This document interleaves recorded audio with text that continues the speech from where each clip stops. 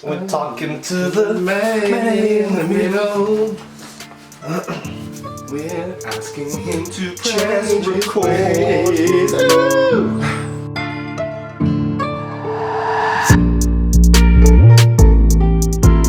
What's going on, people? It's your boys Luke, Jesse and Omar here. Back for another episode of the podcast.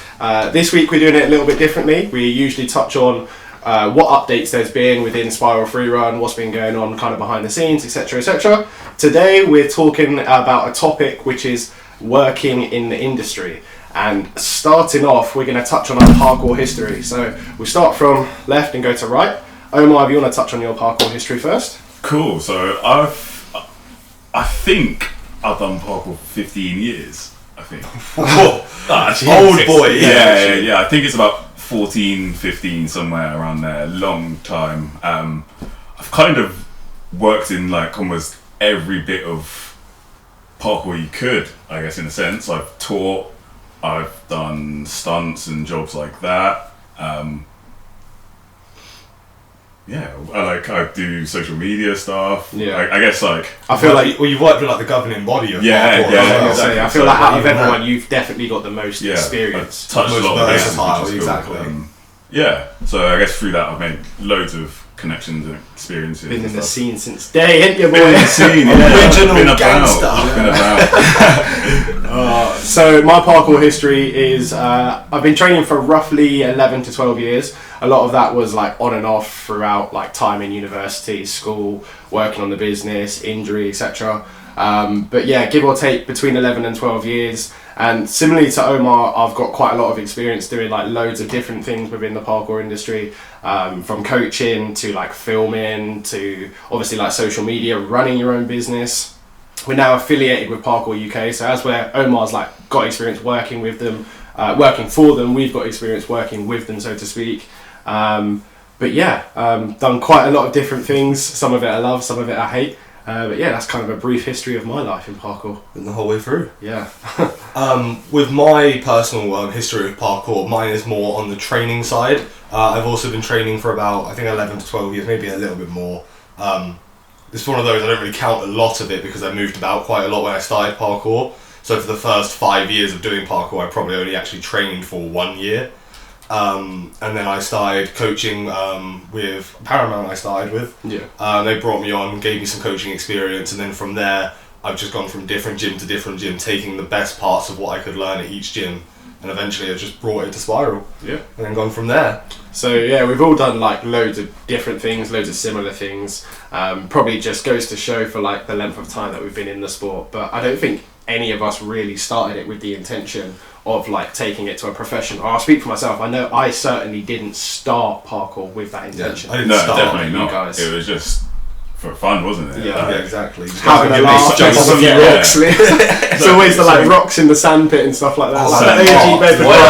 The sandpit, those were the days. If anyone's from Bedford, at Bedford Park, there's like this blue little mound into the sandpit, and oh my god, we used to rinse that spot. That was like the step up spot. Yeah. Weekends, like weekend in, weekend shredded, out. Yeah, I had the same at Keens Westcroft, exactly that same setup, except from we had like a bowl of grass on it, but we had these massive rocks like the whole way around the edge. Pick your rock, mate. Everyone's got that like OG spot that they wish they could either go back to and experience it the same way. Sure. It's just not going to be the same, do you know what I mean? Because now we've evolved, our standards are kind of higher, so like we could go back to that spot, but I think we'll get bored quite quickly. Because it's actually a sick ledge. Yeah, it's just like a single trick training, isn't it? I think we'll probably remember it as being better than it was. I went back to it once and I was like, the step up is tiny. As before, I used to imagine it to be like this massive mound. So I used to step up on curbs and think the exact same thing. The curbs like this big. Crazy. So moving on to like professionality within parkour, I guess we'll talk about like the different professions that there are to be involved with. And like the ones that we have experience in as well. Yeah, so obviously your main ones are, what we specialise in now, which is like coaching. And then there's a couple of other kind of not so obvious options, but I think the main obvious ones would be like coaching, like stunt work.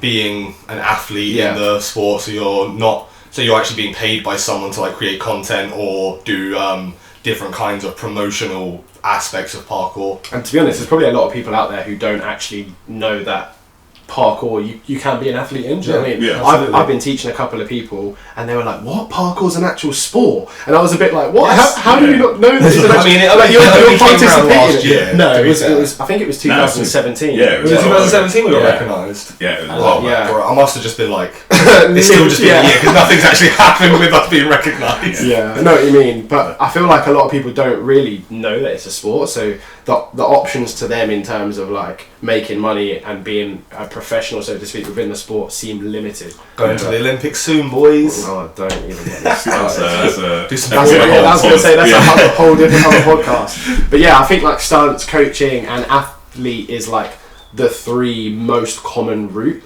but it's not to say that any of them are like particularly easy. I think I'll pass it to you, let you go first on stunts, because I've not got much work in stunts. And I don't know if you'd really class what I have done in stunts as stunts, so to speak. Yeah. So you're definitely the best person to speak on that. But like, stunts is a weird one. It's fun.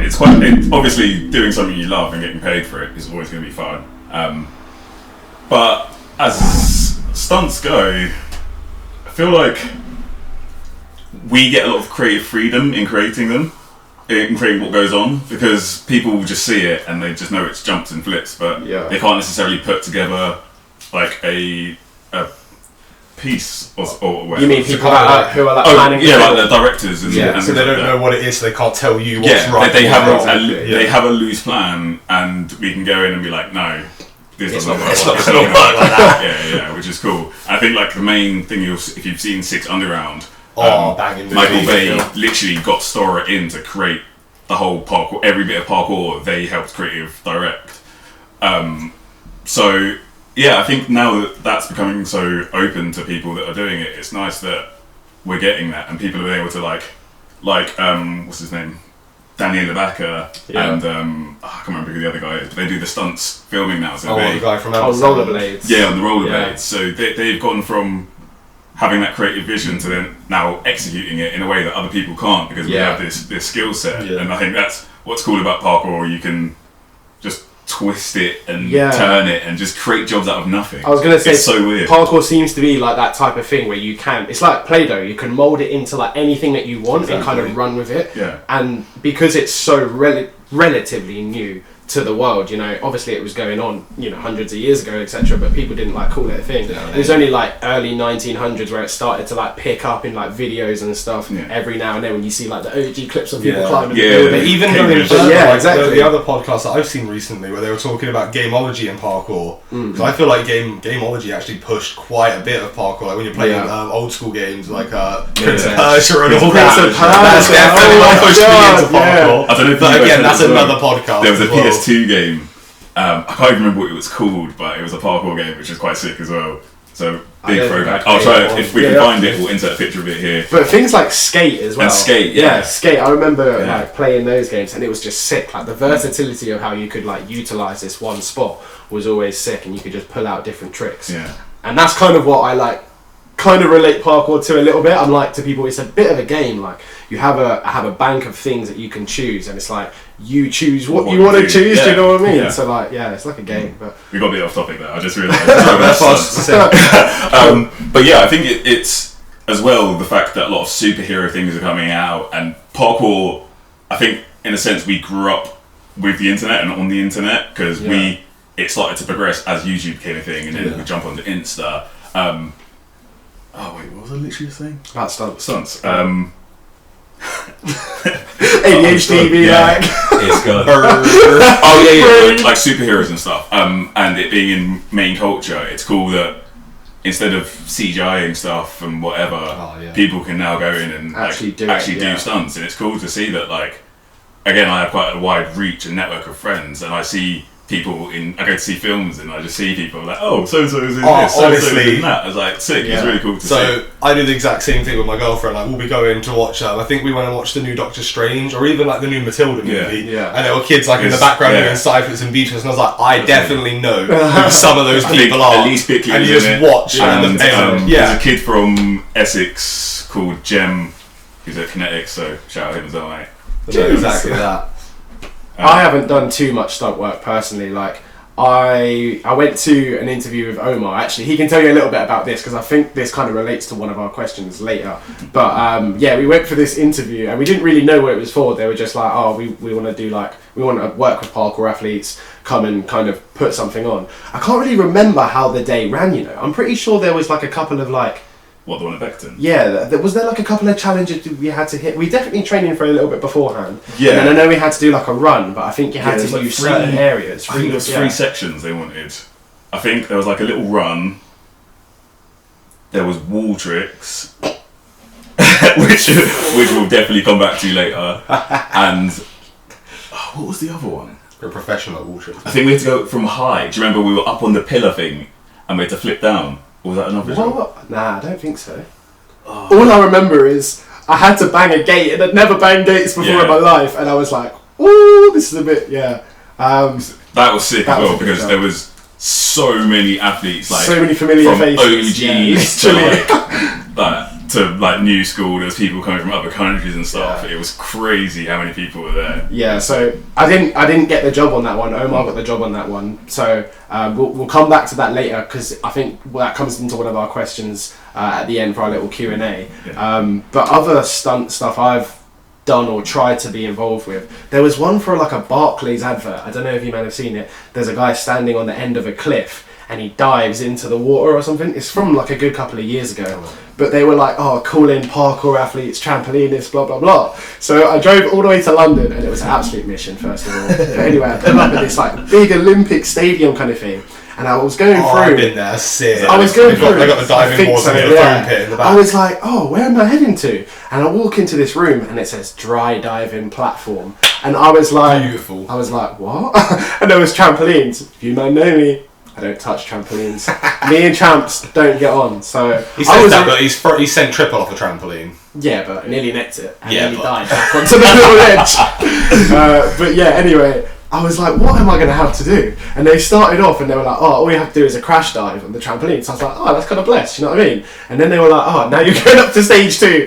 Basically, there was like 6 stages. It got to the point where you were off the dry diving platform, which was already like 2 meters or something like that. Then you had a box built on top of the platform, and then you put a vault box on top of that box, and then you know those like rickety ass metal horses that you get in schools? Oh, yeah. One of those was on top of the vault box, Really? on top of the box, on top of the platform, and then they finished with one more, and you had to just dry dive off and like front drop onto mats. Imagine how high it was, and each time you were just incrementally going up. Scully It got to the point. Maker. It got to the point where at the end they were like, if anyone wants to like not do it, like it's chill. We're not forcing you to do it, kind of thing. And each one was fine, but I was like, this is not what I expected. Yeah, why are you doing front drops? Yeah. Man? Just straight to your back. So yeah, I didn't get the part in that one, but I did. I did do one for the police where I had to like fall backwards off. I think it was like a 3.5 meter drop just onto my back, but it was pretty sketch. It was at Nova, so shout out Liam for that job because that was sick to be able to spend time in the gym and just jump around. Here is the link to that. Oh. If Luke edits it this time. Yeah, if If he actually puts it in. which I'm probably not going to do. So realistically, don't expect the link. But anyway, it was like at one of these high structures within Nova City Centre in Sheffield. I think it was Sheffield, yeah. And Liam had to like build this like platform, and it was almost like a plank, like a walk the plank. So imagine it was like that wide, and it was probably like from the wall to like Jesse long.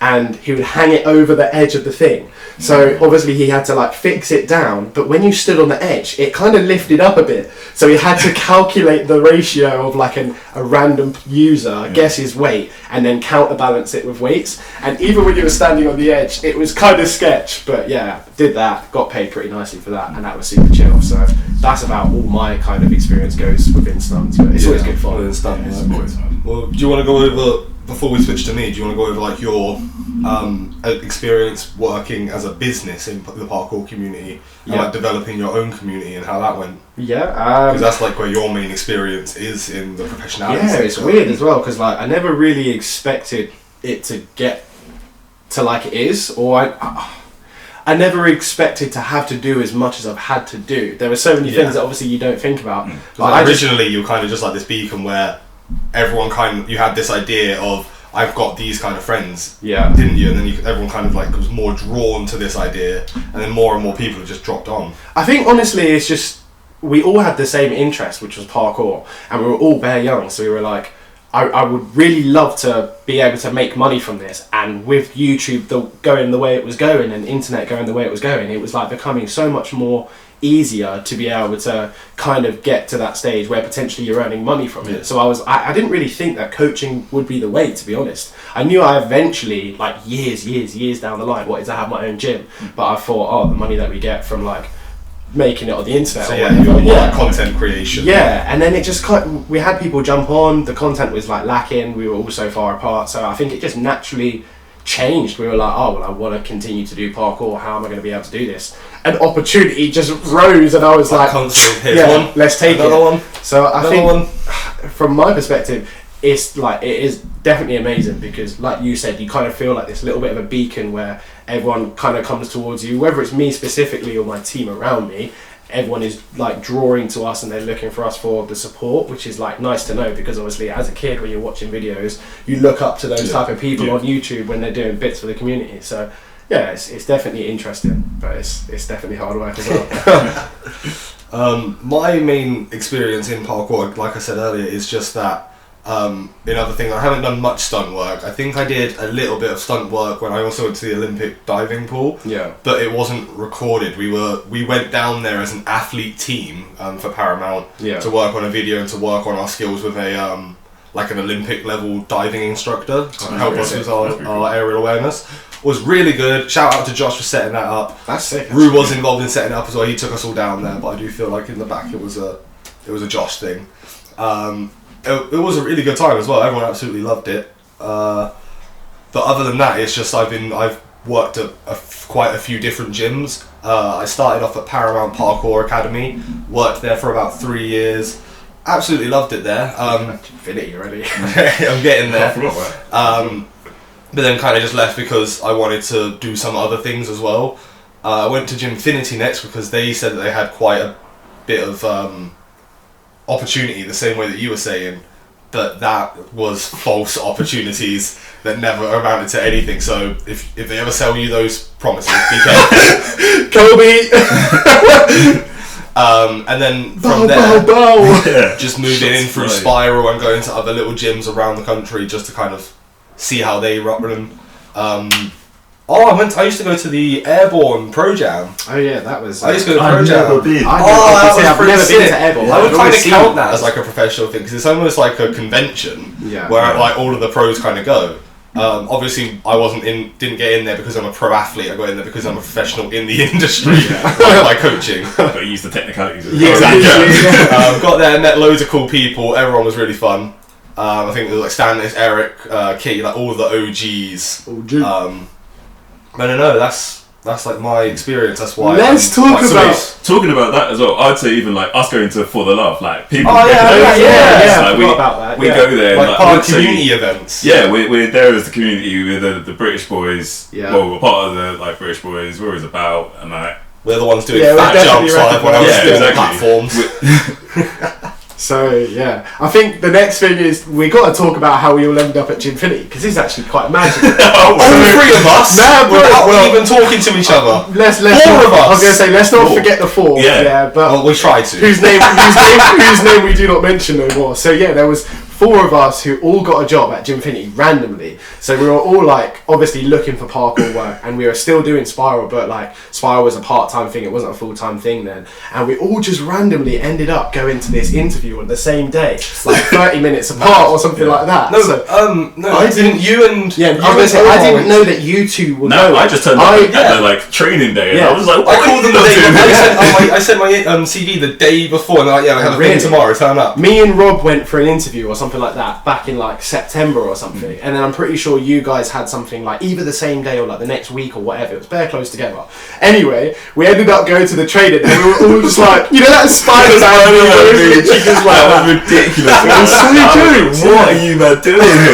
Now bear in mind as well, at this point, this man was living in Rushden. Yeah. This man was. I think he was living in Bedford. Oh, yeah, must be living in Bedford. I was the only one in Milton Keynes where Gymfinity actually was. Yeah. So all of us turned up on this day with all of these like being so far away as well. Do you know what's mad as well? It's like this is probably like the first time that we started really training with you massively, because obviously we used to train with you at Paramount, but a lot of the time you'd be coaching, Yeah, or and you wouldn't there be was there a on the bit day of that we'd go. a strain between me being part of your team and working I for them, suppose so as which well. was kind of what led to me trying to find somewhere else which was more suitable. Yeah, I suppose for so. myself. But like that, when we all ended up at Gymfinity, that was That like was we all were banter. training together. Oh It was my sick. days, I'm not that gonna was lie, sick. it was sick Yeah, for like that the was first jokes. couple of months. And do you remember?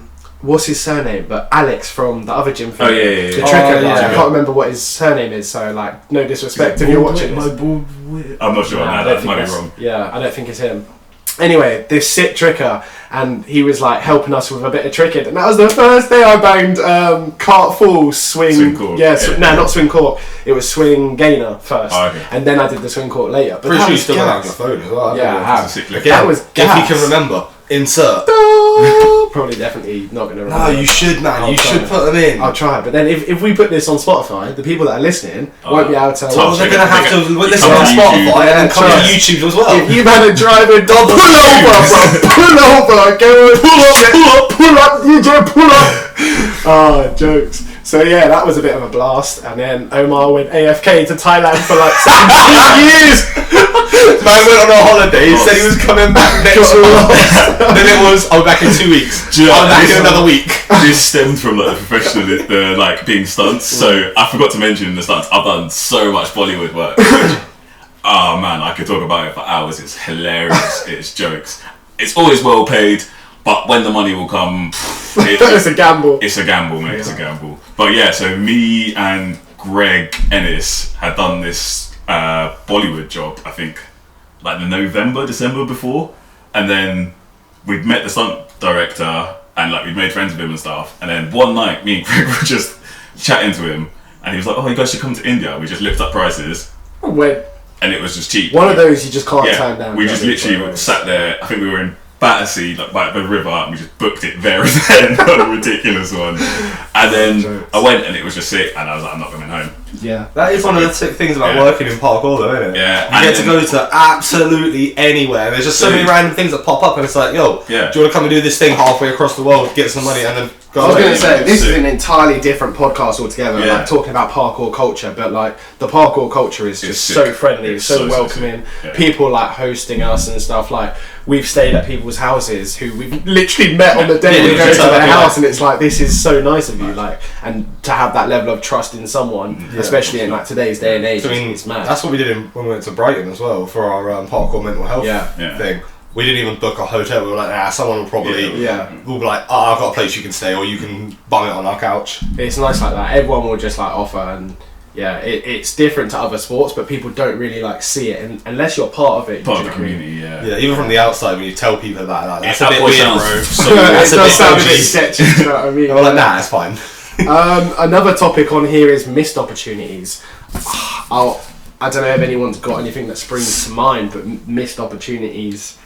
I've got a few missed opportunities. I do feel like I can't where think. I started coaching so early, I missed my prime athlete years as Yeah, like a fair missed enough. opportunity.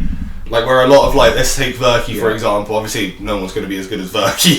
That dude is shedding it every Like day. if we even look at Ryan, where he's not coaching so much as the rest of us, or how much we were coaching at his age, Yeah. he has that space to grow, and he's not constantly overworked to the point of he's just gonna break himself if he goes to train after. Guilty. Get your hand up. Mexican wave, mate. Now you have to profit on the glory, is definitely. Yeah. So I reckon like just in that feels like a missed opportunity to me. I missed my agree. prime Yeah, I athlete think so. years. Yeah. Agree It's not with a that. problem. I'm happy with how it went, and I can still do some training once I deal with some nonsense. Roll World Cup. But yeah, that's the only kind of thing I can. I think feel of. like I kind of relate to that, but not really in a sense of like being broken, but like when I was. or just being busy. Yeah, I mean, when I left school, I went straight. In fact, before I left school, I went straight into a job, and then once I left school, that job basically became full time. Although it wasn't full time, I was working full time hours, kind of thing, religiously for like 3 years. So I definitely missed out on a lot there, and like it was just difficult. I couldn't train as much, and obviously we weren't really as close together, like location wise, so it was difficult to train.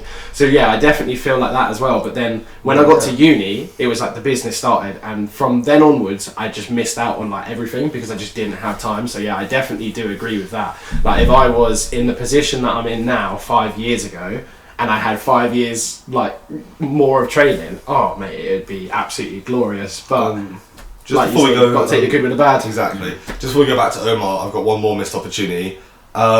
Sometimes, like I said earlier, working with certain gyms, they were a bit funny about who else you worked with, or it's like if you're working for a team, then going to do stuff with another team. Like I know a few, it's like that. Yeah, a lot of places do have that though. Conflict of interest and gatekeeping. Yeah. It's like, well, if we've not got you, no one else has allowed you. It's kind of understandable to an extent, but I feel it is, but that's not the community. That's not how that's not how it should be. That's how it works in football. I feel like I'm pretty chill. I'm like, I don't care if you man do anything. Like No, a lot of honestly. you do stuff for other people. I'm like, do what you want to do, bro. Because that you got to make a living. Doesn't bother me. Because that is just such like a football sport thing of no, you're part of that team. The team is like that's your team. Yeah. You got to be absolutely committed to that team. It's like, well, nah. Everyone's got to be. I've got my mates over here, Yeah, and I've exactly. got my mates over here. I want to kind of do work with both of you. That's what parkour needs. You need that flexibility to go between different 100%. professions to continue to grow yourself as an athlete, coach, all-round practitioner, and to just get those connections out there, because that's what you need in the parkour profession. You need those connections. I think just before you go, not really that it's a missed opportunity, but when we went to that shooting bets and that I was talking about earlier, if we had both got that, oh my god, bro, imagine how unreal that was. Where did you go? Was it like Prague? Imagine we both like turned up for the same shoot, and I'm pretty sure they were quite specifically looking for like, they didn't say it, but then I'm pretty sure someone said afterwards they were looking for like mixed race. Yeah, I think to start with they didn't know what they were looking for. Yeah, and then they got a picture in their head. Yeah, and then they were like, because I was meant to go on holiday at the time they were shooting it. Oh so, yeah, I remember you had to bail on the holiday. Yeah, so I had to pressure them. Like I was like, "Do you know? Do you know? Do you know?" And they were like, "Oh nah." And then he finally gave me the call, and I was like, "Sorry, mum, can't come to the holiday." And it's to the Caribbean.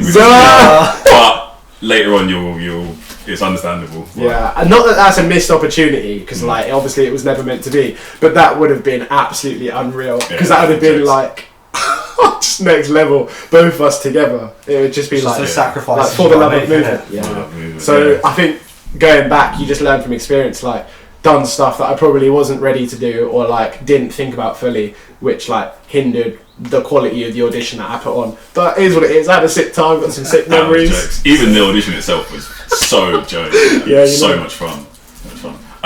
Missed opportunities. I don't know. I feel like I've done so much that like it's hard to put my finger on anything I've necessarily missed. Again, like I feel like I've done quite a lot of my parkour resume, as I would call it. Of course, there's missed other stuff I've kind of stepped away from and not done. Regular CV, parkour CV. So I don't know. There's nothing specific, but there's definitely been missed opportunities. Yeah, that's pretty good. Let's see what's coming up next. So we're talking about similar avenues. Now, one of the similar avenues is like quite a niche subject in parkour that I really like is the content creation side of things, because obviously you've got your big names like Stora that go out and they do like training vlogs, challenge vlogs, and they just keep on releasing content that's really nice, and you can kind of feel like you're part of it. But then there are other really cool other things coming through now, like you've got Jimmy the Giant, where he was kind of picking apart parkour and going through the history of parkour, which I found very interesting. Not so interested in the other sports that he's doing. Absolutely love those kind of videos. Hopefully he goes back to them. Yeah. And on top of that, the stuff that like, what's that dude called? Jadohoi? What? Josh Dowie. That dude. I just know him by his Instagram handle, where he does like his little podcast, kind of summing up the week and what's big and what's coming out. Oh yeah, the jam. And just like really bringing out those like smaller aspects of parkour to the surface, instead of just seeing the constants like Stora, Verkey, Ed Scott, those kind of like I big literally said British the other names. day, like, we love seeing them, but I want to see more. Yeah, YouTube nowadays is literally Ed Scott, Fat, Travis Verkey, Dom Tomato, Stora, and all of them are like once a week. And sometimes they do miss them, which is like, I totally understand. It's like grassroots, isn't it? I want to see more grassroots. Give me more! Yeah. Give me more! Yeah. If you're watching on YouTube, drop some Please. like we're a hypocrite, really. Do you know what I mean? Yeah. People definitely say to us like you need to drop more videos. I'm like I know, like my videos aren't even necessarily good. I just think we're kind of jokes. So yeah, literally. Yeah, that's one of the avenues that I find quite interesting in parkour that we haven't really explored yet. Yeah.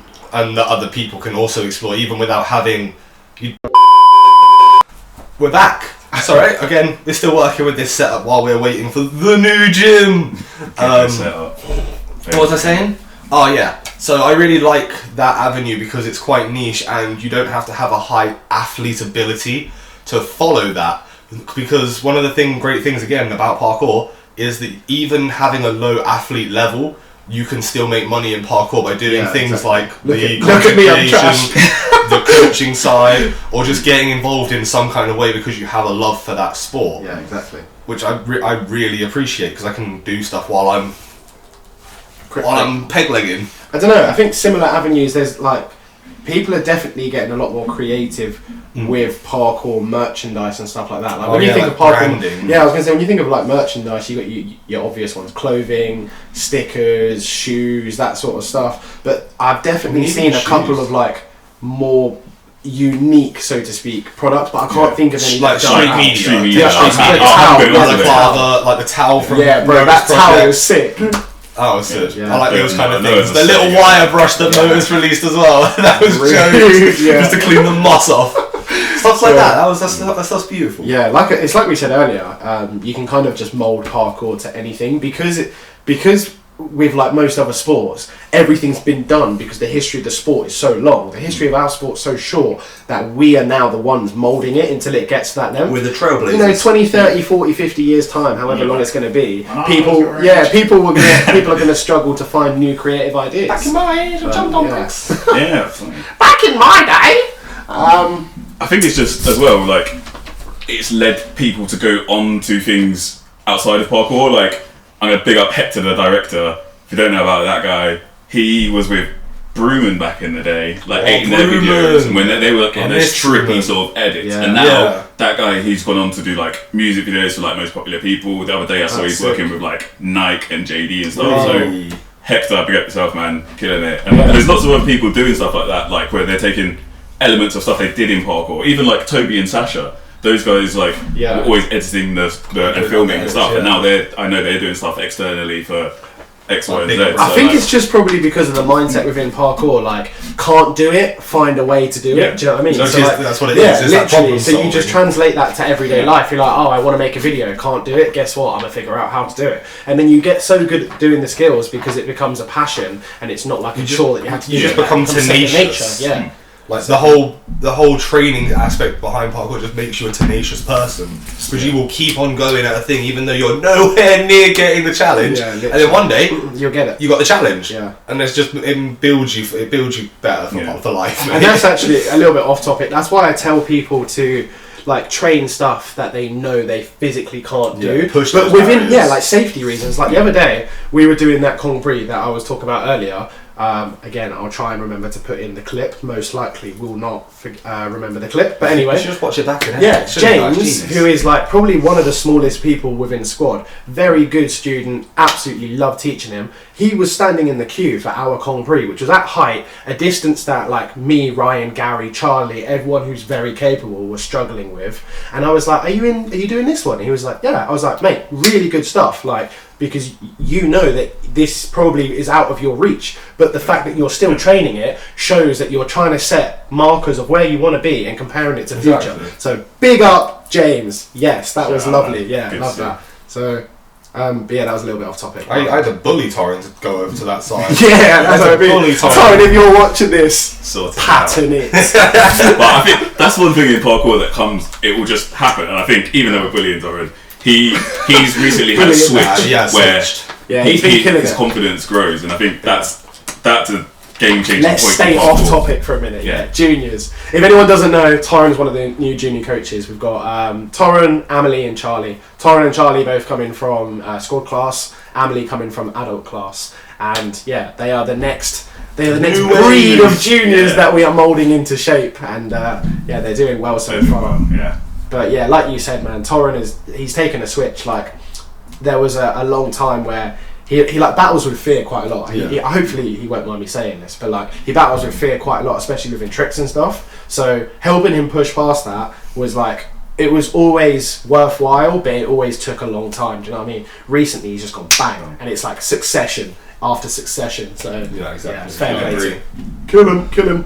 It's sick as well. Like, broke my leg. I remember seeing him when I broke my leg. I think he was there that day, and he was like doing something. I think it was fronts or something. And then like the other day, I just see him banging fronts onto flat like it's normal. And I was like, what? In Where that did this like come from? Yeah. 2.5 month period, he just exploded off, man. So To be fair, stuff. like same with both like, a lot of people actually. Charlie Yeah. and Amelie. Yeah. Like Amelie more so than Charlie, I think, slightly, because she obviously only comes to adult, and adult is definitely like a less intense Yeah. class than squad. So Charlie really would get pushed and hammered in squad, as where So Charlie has that linear. yeah, as where Amelie has the choice to exploded. we can push her or she can kind of sit back a little bit. But yeah, she's improving a lot more now because she's coming to like work with us and coach with us. Yeah, and she's she's having taking to train. more Big time. Charlie's just a rude boy. He's just Charlie. long. Yeah, he's a rude Charlie, boy. you are a long boy. Yeah, with fat hops. And I feel like this is a good little segue into how our mindsets have changed in parkour. Yeah. Because we're talking about like how our the students' mindsets are changing. Yeah.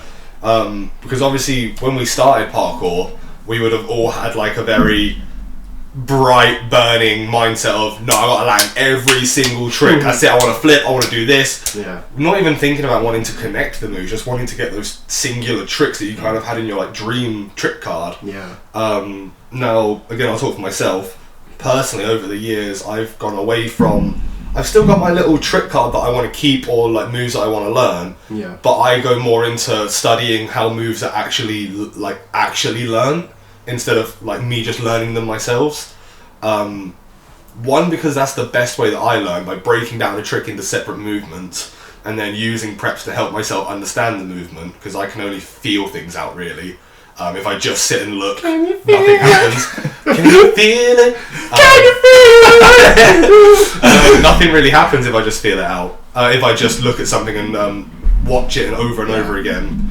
But that whole feeling it out section. And really, you're not verbal at all. No. Not at all. No, if you talk me, Don't talk me through how. don't tell Jesse how to do Bro, stuff. if you give me directions Yeah. verbally, I will sit and just. What? Dribbling out the corner. What way do I need to? Can you just send me? Can you just send me a You location? need to point and make it very visual, which is But that's really helped my mindset of helping the next generation of freerunners and all of our community, and it really helps me break down the moves into just bite-sized chunks for the kids, especially. Yeah. To take 360 back handspring, for example. Fun. I taught myself that from scratch, obviously watching someone, but then I would watch going into the right position and try and figure it out like a problem.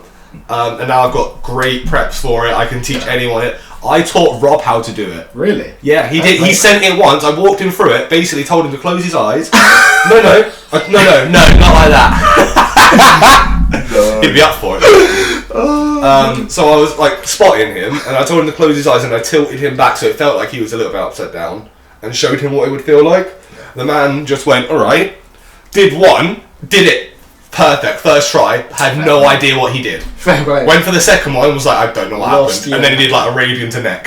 He didn't touch him again. Oh, jokes. But no, it has really helped me. What about you? How's your mindset changed? Like, where were you? And Been a where are you roller now? coaster for sure. Been a roller especially with coaster for injuries sure. as well. Yeah. We won't go over all the injuries. Yeah, like, I'm not gonna they've touch on switched injuries. But and switched our mindsets, but that is definitely a key aspect. mindset for me it's a bit of a mad one, because like you said, when we started parkour, we started it with that love and that fun, and I was always, the main thing that I can tell you is when I started, doing things wasn't effort. If I wanted to do things, I would just do things. I wouldn't have to be battling myself. Now I'm like, I want to do this, but I'm like, can I be bothered? Is it worth it? Am I warm? Am I potentially going to injure myself? Am I doing this just for pride factor more than the fact that it's actually necessary and worthwhile? And I'm very conscious about things that I do now compared to don't do. Like which is longevity why, training. yeah, exactly. Which is why I don't really demonstrate that much in classes, because, this is, again, another topic for a podcast, but like, in parkour, when I say you have that trick bank, that trick bank is not linear. Do you know what I mean? You never have everything within that trick bank, and you can't just load it straight away like that. Some things in there you're going to be training more recently than others, so you're going to be so much more confident to just slap it straight away. It don't matter whether it's mat or not mat or whatever. As with other things, you're going to need to prep a couple of times. Once you prep it, you know it's going to get slapped. You might not land it first try, you might land it second or third, but that definitely stops me from like demonstrating as much because my bank now is smaller. So I think my mindset's changed for the better, but it's also changed for the worse. Like, it's not a healthy habit. I definitely compare myself to my past self, and I try and look at where my progression stopped, started, looking at the dips and troughs and stuff like that, and just kind of compare myself to what I can do now compared to what I used to do, or not even necessarily exactly what, but how it feels to be able to train now. Like, I would say I would agree with you. It's more like a feeling. Yeah, if someone said to me now, looking back at your videos a couple weeks ago and my videos, I felt like I could do more back then. Yeah. But I actually watched it and I could do more, but it didn't look anywhere near as good as like the stuff that I'd done more recently. Yeah. Like the tricks just looked cleaner, everything linked nicer. I was gonna say, like, when you go through injury, you go up and down through strength and power, and it's like I can physically do all the stuff that I used to be able to do. I'm not physically strong enough to be able to land it in the way that I should be landing it, so it's going to put more harm on my body than good. Can my body hack it? Yeah, exactly. So I need to level up the strength and the tolerance and stuff like that before I start banging them. You have been doing that recently. Yeah, I have been doing it. Gym, that's what I mean. That's what I mean. How it's changed. It's changed for the good and it's changed for the bad. So yours is like changed to more look out for yourself. Definitely, sort of definitely thing. thinking more long. Not just throw yourself. Longevity in parkour, yeah. And not that I ever really used to throw myself into the fire. I don't know. Well, it's just a natural thing, isn't it? The injuries that I've had, I can tell you this, I'm very conscious about injury. I'm a very conscious person about injury all the time in everything I do. The 3 worst injuries I've ever had in my life, 4 worst injuries I've ever had in my life, have all come about from something that I had not anticipated in the slightest, you know. So I think that's where my fear for a lot of things has come about, because if I'm very conscious and I've managed to avoid things for so long, but then simple stuff where like it shouldn't really even be a thought, I haven't thought about it and it's happened, it's like yeah, it's mad. So just more cautious, I suppose. How's your mindset changed, Mr. Jackson? I guess similar to both of you. Like, I used to have a wide bank of stuff I like to do. And then I've been injured a few times, I guess, recently, and I'm more interested in putting things together now than like ticking off like fat gaps or whatever, like putting stuff together more. And I think that's hopefully reflected in my teaching, because now I feel like I'll try to spend times on all the different parts of parkour, because now I'm trying to put together like runs more so than just ticking stuff off. I can base little bits of like how I'm training currently in my sessions, and I want to train more like that this year, Yeah. like lines and runs and stuff like that, rather than ticking stuff off like you said. Your boy's getting old, and it's long. boring. It is boring when you just tick stuff off. Yeah. Like I'm at a stage now where it's just like there's nothing ridiculous that I really want to do anymore. I've done a lot of stuff. Done dubs, done trips, done double twists. Like, got a lot of stuff. Like, there's definitely a few. There is definitely a few things to tick off that I would like to do, but on the whole, it's not. It's mainly like a few mental challenges, stuff like that. That is quite fun as well. Like mental challenges. I would love to get back into that after this one heals up. I miss that. I miss like mentally pushing yourself and being in that stage of like, I'm gonna do this. Like, I need to do this. It's crazy how like all of our mindsets are so similar and so different based on. I feel like it's based on the experience that we've had in the different areas. Sure. Like, because you've had so much experience in stunt work, you have quite a lot of that card ticked off, and you want to like more work on just fun things now. And like for you, Luke, because you're relied on so much within the job, and because you now run the company, it's made you more cautious to like look after yourself more.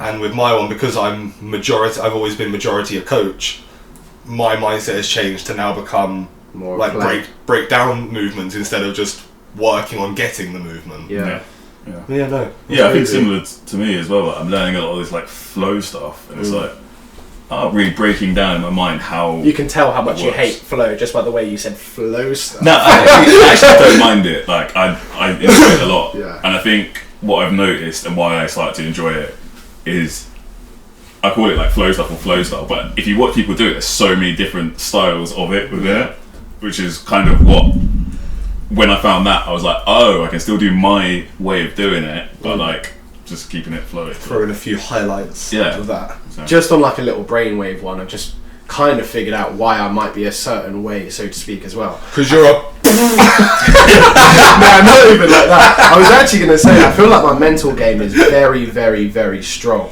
For someone who has had like severe injuries, and a lot of them, 3 surgeries in a row, do you know what I mean? 3 years having a surgery every year. That was peak. And you know what? I'll give you props because you've actually taken the time to work on that. Like, we've had the conversations of, like, he's done a couple of things recently where he's gone up and he's said, I've only been giving myself 3 times to go for a trick, and then I've got to go for it just to compete with that mental game. Yeah, like, and then you've actually been putting yourself in scary situations to challenge that mindset. To challenge that mindset. So it's like going to the gym for your brain. I was going to say, just to clarify, not like I've got to do this within 3 times and try and kill myself kind of thing. Oh no, like, just go for it. Yeah, I'm going to set myself an example of like, I think the other day I did like podcasts for the first time in ages, and they're one of those tricks I absolutely love doing and I also hate doing, and I had to do it the wrong way because Matt goes to the right and I go to the left, so I was like, you know what, I'm ambidextrous anyway, let's just bang it.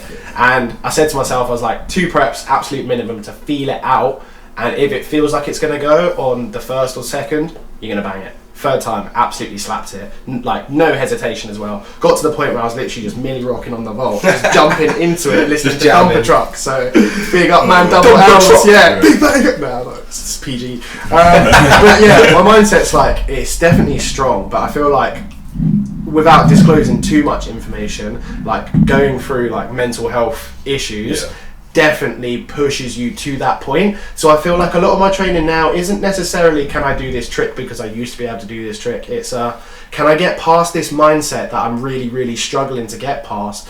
Where's my strength, where's my mental resilience and strength at? More than the physical side of things. I think that's what it is for me. Like, being able to surpass certain challenges that physically make you shake up, like you start sweating, you get nervous, like stuff like that. So you do the old... Yeah, and not even that. Do you know what? Times where you just have to sit there and you go, I know I can do it, and you just have to go, that deep breath. And then bang, and I've been telling myself recently, like, the second you start counting, brother, you best hope you are going. I'm not backing out of this, and I've been so good at not backing out of stuff recently, so yeah, it's definitely changed for the better, but it's been a long process for sure. That's one thing that I'm pretty happy with myself, that I'm quite good at just going, you man just send it version. I've just got that control over the... I think I do to an extent, but it depends on what it is. I don't know, I teach mental resilience in classes and mental preparation, so like for me, I feel like it just becomes second nature, and like I'm just so good at knowing when I can do things. Like if I have like, it's like second nature, just intuition, gut feeling. You know when you can do something and you know when you can't do something. So like you pushing that vault that tiny little inch the other day, bro, I told you, didn't I? If I hadn't have done that, that could have potentially been toes, ankle thing, or shin. So like, I just know. So I feel like it's about channeling that and it's true, knowing when your mental toughness is at its top and your physical. I remember the one, where were we? We were filming something and I'd come from London with some sort of collection and everyone was looking finished and you're like, can you bang co-op right now? I was like, oh yeah, I remember that was scratch. My body was just... He literally just rocked up to the spot, just walked over, I took everything off. And it was gorgeous as well. It was gorgeous. Yeah, it's crazy how the ups and downs, isn't it? And with that mental game, like, with mine, I don't have that. Mine is more like, I know I'm a scummy little bugger and I can do these scummy little preps that I can get round with and get away with. I think one of the biggest things... I can do my cast, like, off angle for the first one. I can just, like, if I'm on a bar and I don't like the bar, I'll, like, do a little hip swivel to go over my shoulder and I'm like, way worse, but it makes me feel so comfortable. I think parkour just teaches you the level of severity in bad versus good. It's almost like your mini risk assessment, do you know what I mean? And it's like problem solving thing. It's a little bit like rock climbing. You've got to solve this problem. How are you going to solve this problem? Here is the risk. But I feel like as well, especially more so when you're banging tricks as opposed to like lines and runs, that's definitely more problem solving. But say you're like learning something and like sendability of a trick that you're really uncomfortable with, like for me, for example, swing casts. Pit, absolutely snacked up. Anytime, as soon as it's on hard surface, woo! the old pumper is pumping. So like, I feel like you just have to analyse realistically how bad is it going to go. Yeah. Okay, I might not land it. I know I'm definitely not going to land it, but am I going to neck it? Highly, highly, highly unlikely as long as I do X, Y, Z. Well, I do swing palms, so I will. But it's like that, like you said, that kind of problem get what you solving mean, and going I get through the what you mean. checklist, and it's like analysing. Once you get to the most likely situation, it's about appreciating that the other situations can happen, but as long as you stay calm, composed and relaxed, like, this is what's more likely going to happen. What's the severity of it? Not that bad. You land on your hands and your knees. Well, guess what? You feel it out, then you do the feel it out thing and change it up. So I feel like that's definitely something that like translates to everyday life in some way. And I feel like that we've kind of just covered our next topic, which was the comparison to growth. Yeah. Because we all just kind of spoke about how we've grown through it as well. Yeah. Biggest mental health tool I've ever had in my life. Absolutely, I would agree. It's that being able to see a challenge that you physically can't do one day, and then physically like a challenge that is, that's way out of my reach, and then coming back another day and being able to do it. It's that if you can do something physically that you couldn't do once, then mentally you can get past things that way. Like, because that's a mental game. You've come back for it, and you've stuck at it resiliently, and you've continued and continued, and you've pushed through until one day that you've improved. And that really, for me personally, subjects to that whole mental health resilience part of, no, I can physically show myself, I can do it in my brain. Yeah, I feel like I've naturally been one of those type of people who everyone seems to draw to for like conversations about mental health. Do you know what I mean? So like, I've had a lot of people tell me stuff, and like, I always seem to be that person who's providing help to other people kind of thing. So I feel like parkour has definitely been the root of that, because I've had to channel it so much. It's just become second nature, that it just comes into my personality to be able to like give back and help. But like, when I'm talking to people and explaining things, like, I always kind of relate it back to parkour in like a non-cringy kind of way. Do you know what I mean? Like, it's interesting. So what do we have next on here? Hopes for future. Hopes for the future. My hope is for the gym to come fast. Now! I want it now! Yeah. But yeah, that's basically my hope for the future as well. I've got one other hope for the future. I do want some more stunt work, which you've already sent me a thing for skateboarding, but once my legs were back to normal. This guy sent me one for rollerblading like a week after I broke my leg. Mocking it. It's because I forgot. But yeah, that's my hopes for the future. I want to do a little bit more stunt work, and I do want to get back more into like a slight athlete mentality, because I'm past like prime athlete years. That's normally counted as like 16 to 22 or so, 16 to 20. Yeah. But I'm not that far out of the bracket that I can't still improve and push my own game. Tell that to Yanis Shower. My man's like 30 something and he's shelling it. Still shelling it. I am goated. But I do want to do more before I get much more older, because it's just now it's a race rapid against time. it's a rapid decline down. Afterwards. And if I can get what I'm happy with now, like sooner, I'm less likely to go and chase it in the future and then fuck myself. PG. To mess myself up in the future. Any specific goals for like? Can you see the anger come out of injury? Any specific goals for you for 2023? Specific goals for 2023 is to have the gym and to have this sort of. To have a working leg. That's the two. Yeah. I can walk around on it now, and I can walk without the prosthetic, but it's not comfortable. My God, did you hear that? Yeah, that was my stomach rumble in the jungle. I'll let you go next. I'll go last. Ankle dependent, I would like to put out like some sort of personal project this year. I've got a few like highlights. Yeah, I've got a few different styles or different types I would like to like. Can I be involved with filming it? Yes, absolutely. I mean, I'm the same. There's also a few video things I want to do, but it's all ankle dependent, so we'll see how that goes. Mine's all knee dependent. But I have got some ideas that I would like to do, like collaborating with other people as well. So, yeah. Any other hopes for the future? Not even necessarily parkour related. No more injuries. Could be like photography and videography. Yeah, I think like doing my videography stuff, and of course, no more injuries. That's my one hope for the future. If I only get one, no more. No more injuries. I've done pretty well over the years. Hopes for the future. I made it a year without surgery. Woo! Jeez! Nah, for real. My that was a hope actually, and I managed to make it through.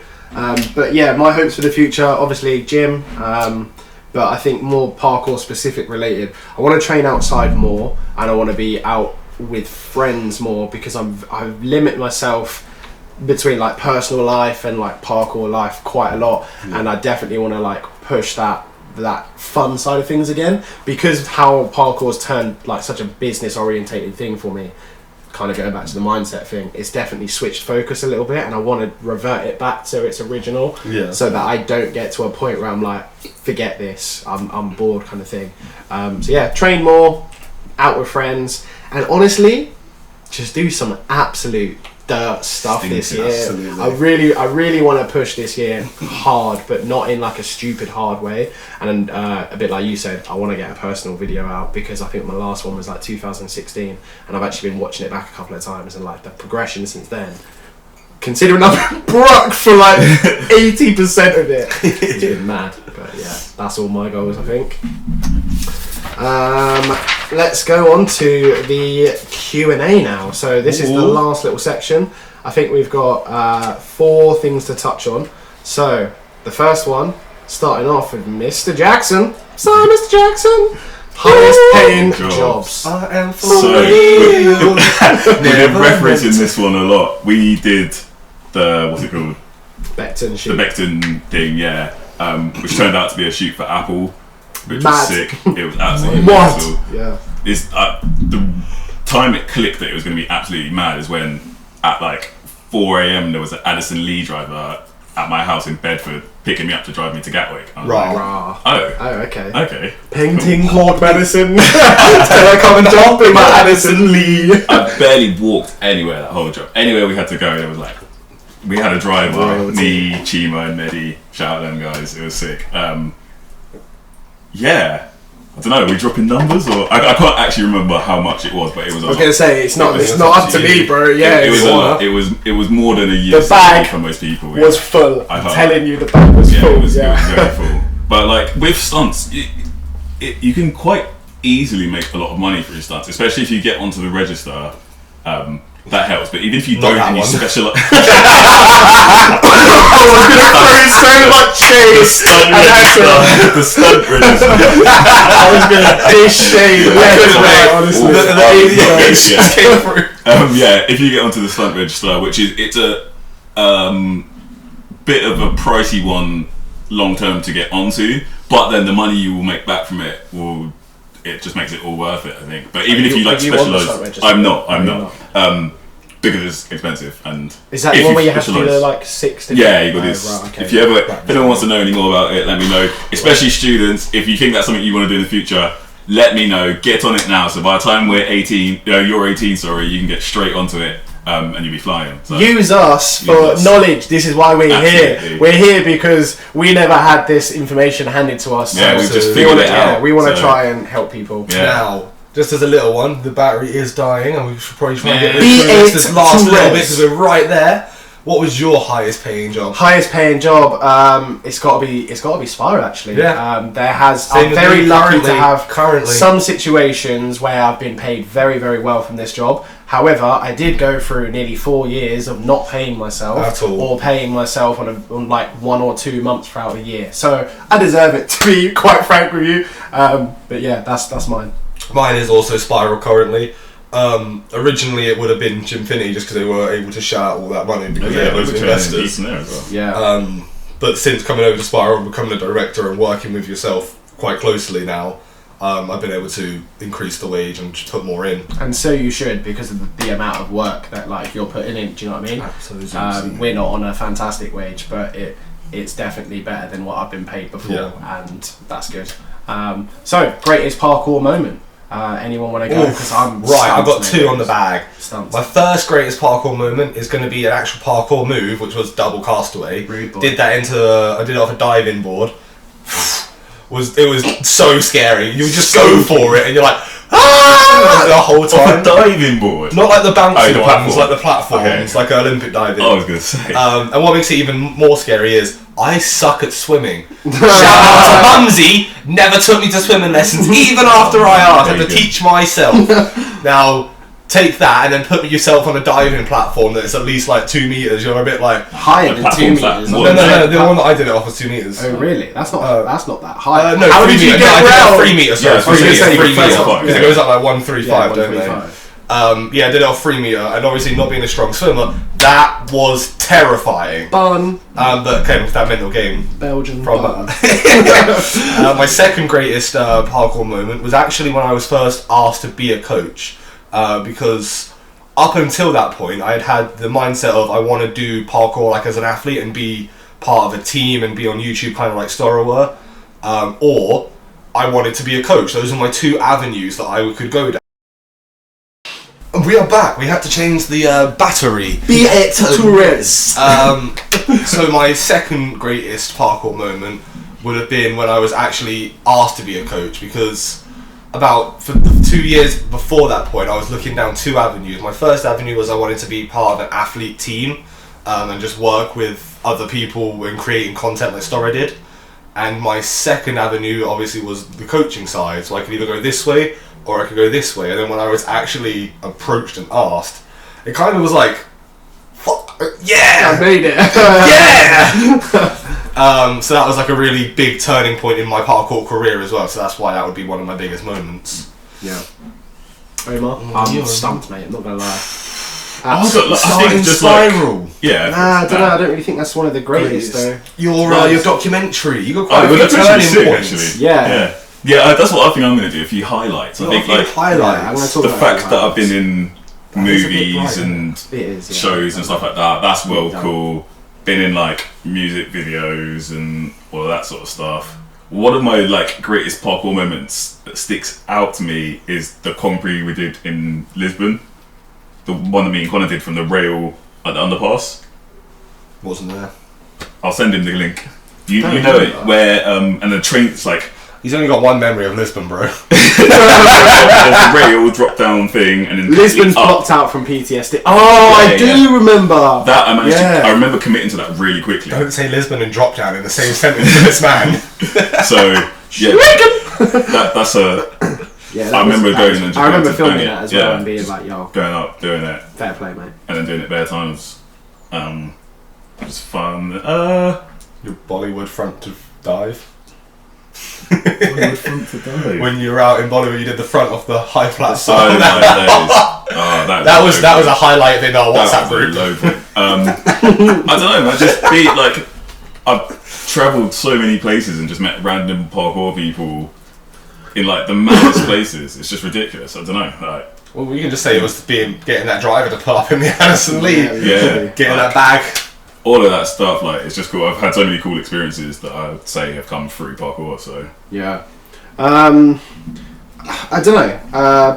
The documentary that I did was pretty sick. For A levels, I did this documentary about parkour, and it actually got bare views on YouTube. Yeah, Like, it went far. considering none of our content gets much reach, you know, probably Yeah, in the we'd community. be lucky if we get 500. But like, this had like a good couple of thousand Yeah. views, and it was shared like over the news platforms in Bedford. In fact, I actually got nominated for Junior Personality of the Year through Bedford Borough Council Really? Sports Damn. Awards, and that was the first sports awards I ever went to before being nominated for a Spiral 3 times. So like, I've been there a few times, so I guess that's quite a highlight. oh, in my days, can I interject a highlight that you were definitely a part of? Yeah. When we used to bag performances at big. Oh my god! Oh my goodness! Highlight. Oh, Yes. next one, commentary, all three parts. Oh man! Oh, the crane mission! That whole That was such a weekend sick little was mission. sick. Yeah. Mate, I was dying. These boys came into my room. I was like, I think I had strep throat or something. And I was just in my bed, like shaking, just in my boxers. Can they I came just in, say- just their head poked round. Do you want to climb a crane? And I was like, yes, let's my go. Do you know what though? That was like when the day after I slammed my quad. Yeah, Again, the day if after. I remember, insert bail here. Brutal, absolutely brutal. Yeah. I had to walk up the stairs backwards, like yeah, and I just shuffled house- one foot at a time. The house stunk of Deep deep heat, freeze the and deep heat. bro. and I woke brutal. up to it. I was like, I literally, in the reeks. morning, I'm a little wuss with hot water, and I put this bad boy on as hot as it could go, and I nuclear blasted my quad for 20 minutes. all day I was struggling, and then we went and did that mission. So yeah, I guess that's a great moment. But yeah, the performances, rude. One particular one. Everybody move down! Our second performance at Bidnam. So the first one, it was me, Daniel and Frank, and that one was a bit dead. And I started off with a wall flip, which no one saw because no one expected it. It was like between the crowd, so that was kind of peak. But this one, I don't know how we managed to even choreograph this, because we were just clowning around the whole time. We just took the opportunity to not be in classes or whatever and just training, and we were just messing around. And yeah, we banged this sick performance, and it was like the best time of our lives, to be fair. Yeah, that was sick. That was very... But then we've done other performances which are equally as good. So yeah, a bit like Omar, I've had a lot of great moments within parkour. They're all different, and I wouldn't really say they're scalable. Yeah, this is kind of like dips and troughs. Yeah. Cool. What do you mean by this last thing, Omar? Worst non-injury parkour moment. Oh, that's what that is. Yeah. Worst non-injury parkour moment. I'm sure I had something for this, but I can't remember. No, it's low-key probably the worst, but it's also probably up there. It's always the injuries, that's normal, yeah. That's a hard one. Gymfinity. The entirety of it. Coming with the drive by. Dusty little kid.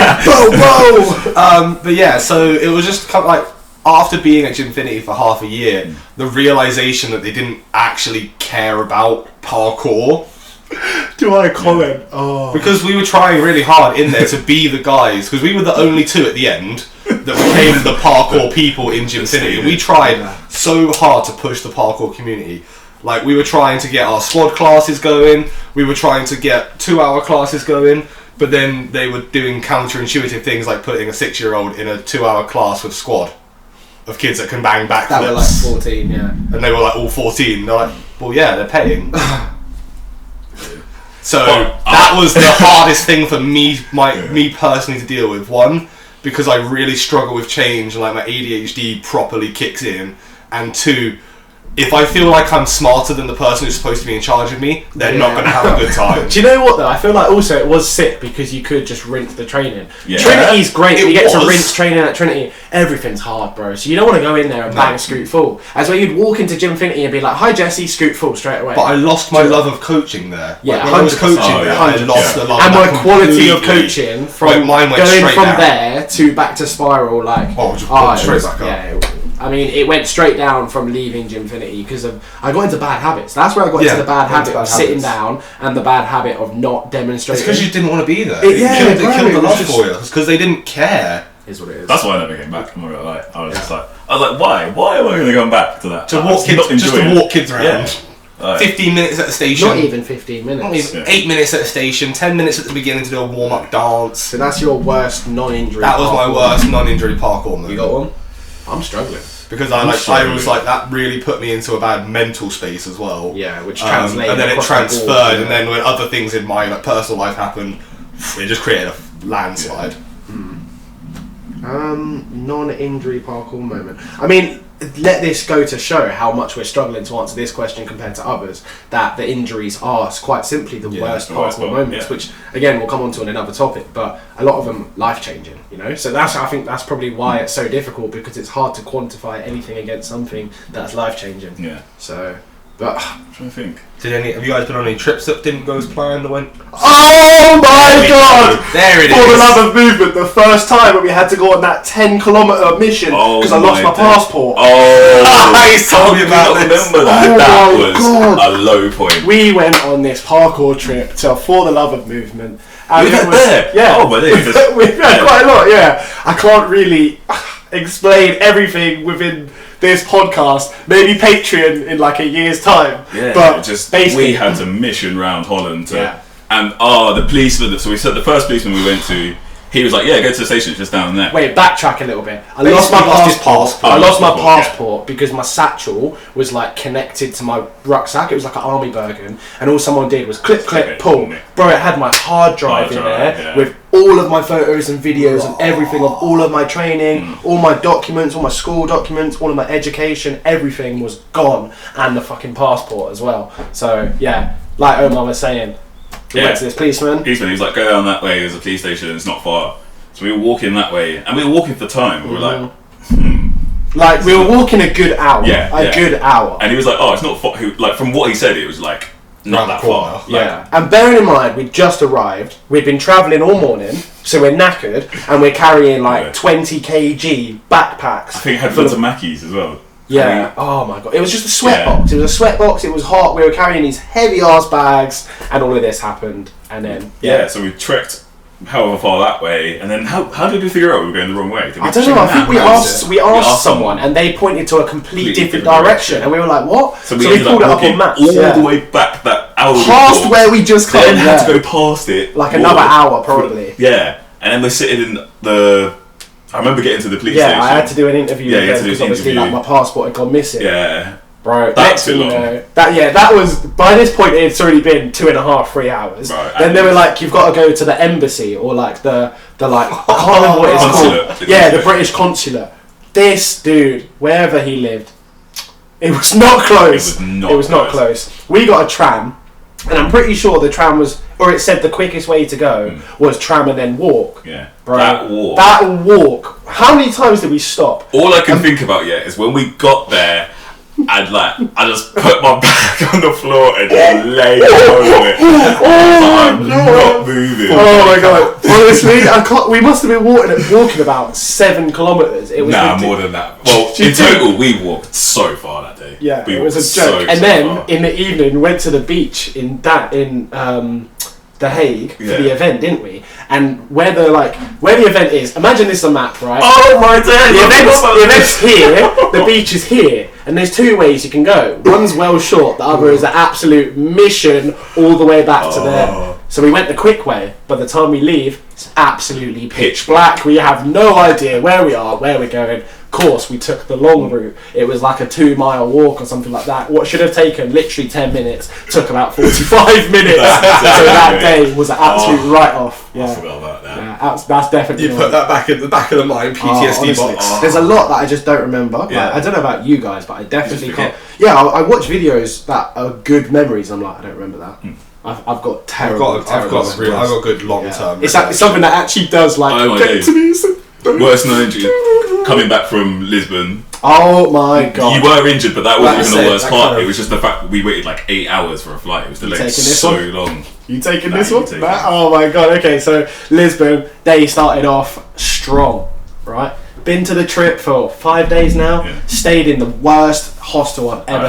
The worst piece of accommodation. Honestly, I wouldn't let a pet flea stay there. It was that bad. Let that be the level of how bad it was, right? Anyway, been there, couldn't really train all trip because I busted up my my left ankle the first day. Yeah, insert. I did not even doing anything. Nah, this was the front flip. Oh, was it the front flip? Yeah. Basically, the story of this was I did like this vault down off this like roof. And then I took 3 steps instead of 2. I ended up on my left foot. Bro, how high were we? It weren't like massively high, but it was like blam, do you know what I mean? It was high, it was over 2 meters. Yeah, for sure. Enough so the steps would put you off. Yeah, I'd never done a Webster off my left leg in my life ever, and the first time I'm ever doing it was from like 2+ meters. So I was like, oh, I'm absolutely dead here. Over rotate and slam on my side, but somehow my ankle hurts, my left ankle, which doesn't even really touch the floor. I think the toes touched it, and it's like bounced slightly, but anyway, straight for the 5th day, we're about to leave later on in the day, and oh my god, my ankle's feeling good, I can start training. 10 minutes later, I literally do a side monkey down, roll my ankle, tear my ATFL and need surgery, which I don't get for like 7 months later. We get to the airport, 14 hours early or something like that? Yeah. Because we had nowhere else to go. We've been to the hospital was near the airport, so we were like, well, we can't do anything in Lisbon, let's just go to the airport, chill there. So we were just chilling there for ages, obviously not really doing anything. Flight gets delayed by like 6 hours or something. Oh, it ends up going in the next. So we slept in a flower bed. Oh my god, yeah, we slept in a flower bed. We slept in a flower bed, and it was bare. Do you remember it was moist? That we didn't even realise that tendon. We were in like we were literally photosynthesis, tendon synthesis. We were literally in our hammocks in the flower bed. And I was in like it wasn't like plaster, but it was like a. wasn't something, wasn't something, it? Yeah. And then I had crutches. So getting up to the flower bed was a mission, but there was nowhere else to stay. It was either that or the hard floor, and I was like, fuck. Oh, and don't you remember, there was 2 terminals, and we went to the terminal where our flight was from to try and stay there, and they were like, nah, it's closed overnight. Oh my god. So we had to then go, I think we started at the one we slept at, but then we went to the other one, and then had to come back as well. Oh my goodness. So yeah, that was an absolute write-off as well. And then in the morning, flight just kept getting delayed and delayed 6 and delayed hours. and delayed. The only positive was that I got wheeled onto the airplane, so I didn't have to walk any of that way, and I was literally first on. We got on quick. But imagine you're in the worst pain you've ever been in, because this was like my first peak injury, and I'm just sat there, and I've been there for 19 hours now, do you know what I mean? And it's just, it worked. And they gave us food vouchers that didn't even really cover the cost of it was like £4 or £5 or something like that, and a sandwich was like £6. And then do you remember how long it took them to get the money back? Afterwards. I don't know, I got quite... You actually scammed me. Yeah, I think they gave me like 320 or something like that. Yeah. And you were like, bro, how much are you getting? And I told you, and you were like, what? They tried to offer me like 100 and something. Yeah, they offered me like, it was like 80 quid, and I was like, no. What? Not even that? And then I argued it for a bit, and then they gave me like 100 and something, and then I was like, my mate on the same flight. No, I was like, my mate that I went with got like 300. So how's this happening? And they're like, oh no, you must have been on a different flight. Blah blah blah. I was like, I sat next to him on the flight. Yeah, literally. I was there with him, and this went back and forth for ages. But then eventually I got it. But it took so long. To be fair, it was free money. We got paid like 300 quid for like... Every trip is a ride. Yeah, 60 quid flights. Yeah, we literally got our money back because we didn't spend more than that on the flight and the hostel. Yeah. The hostel was like €22 or something for like 5 days. Which is free trips. Yeah. It's alright. Oh my days, and even before we got there, do you remember Nathan? Oh! Yeah, Nathan nearly missed the flight. So, we went with Connor, what's his name? Connor O'Donnell. Big up. And Nathan. I don't know what his surname is. Yeah, clearly neither did he. Because that's why we nearly missed the flight. No, actually, I think what happened is Connor booked it, and he knows him as like Nathan Hyatt, I think it is. Yeah. But that turns out that's through whatever family. Yeah. It's not his biological. It's not his actual name. So we get to the gate, rock up, the ticket's there. I don't know how we got through so many checkpoints, and then we get to the last one, and they're like, "It's the wrong name." I'm like, "What do you mean it's the wrong name?" We were just like going through this. And then we were like peaks, and then they had to buy a ticket, and there was a big queue. Imagine we were on the plane, the plane was ready to go, and we were like, just make it in. Like by the skin of their teeth kind of thing, yeah. So we would have been going to Lisbon, and Connor was the one who was like leading the trip. Yeah, he knew the guy that lived there and everything. Mad. But yeah, that was not an ideal situation. When we saw them coming down the plane, the gas and the relief.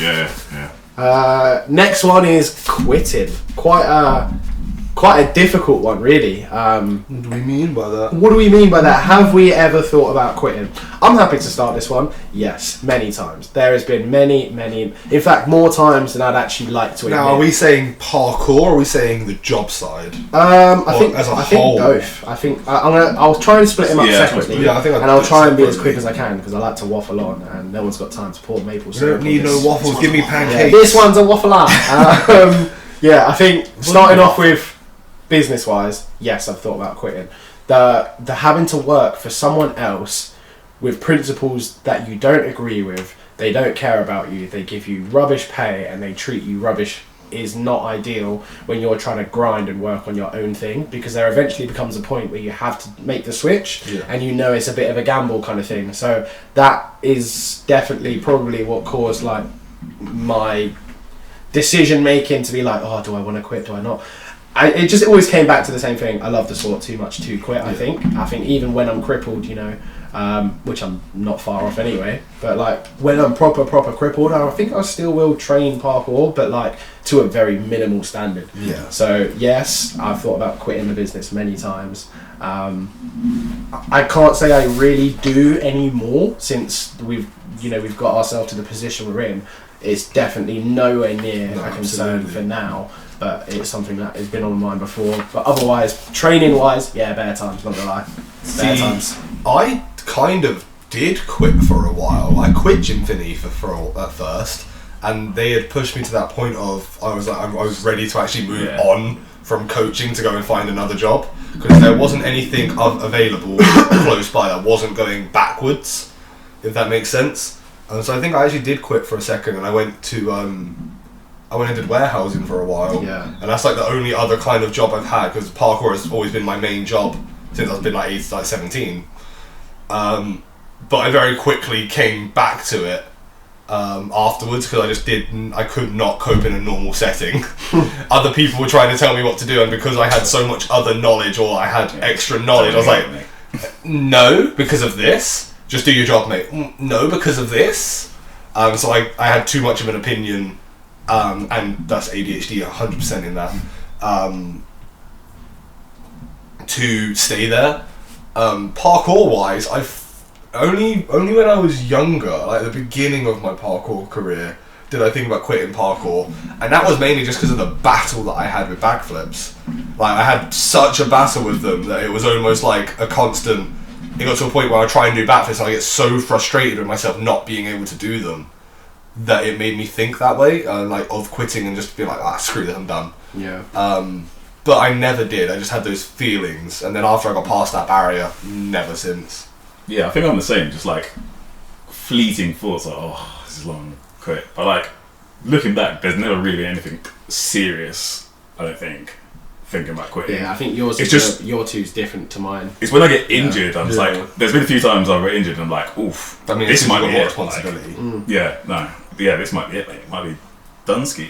Yeah. Oh yeah, on injury as well. Yeah. Yeah, because I mean, when I did my ACL, you've got the video clip. I banged my ACL. I laid down and I went, if I've torn my ACL, I quit parkour. I'm not doing it anymore. And then when I found out the next day that it was my ACL, I was like, oh yeah, I was just a bit upset. Yeah, I think for me, it was the 3 surgeries in a row. That was a bit like, No, Yeah, that was just one on that top it of was the other. literally, I would heal and then I would slightly, from compensating, my body would go elsewhere, but not to the point where it was that bad, and it would heal and then something else would completely go, and then same process the second year, and then bro, it was just long. Yeah, there was times where it put me in like states where I was genuinely like, I think I'm done. And I actually did tell myself like, I'm done. I'm not going to bother training in the same way. I'm definitely going to train, but just keep getting drawn back. It's a cycle. To be fair, I've had a few like, Cycle. periods as well where I've stopped. I think probably the Gymfinity and going to Asia. I didn't really train much in Asia. Like, I did every now and again, Yeah. but like, I don't know. I guess I've been in that environment of just like. Me not in wanting to uni, train. I did not train. Yeah, uni. like, I didn't much train at for all. my first like year or two. Just playing basketball the whole time. Which is a shame because like the Essex, the Essex community is sick, and like I discovered them definitely way too late.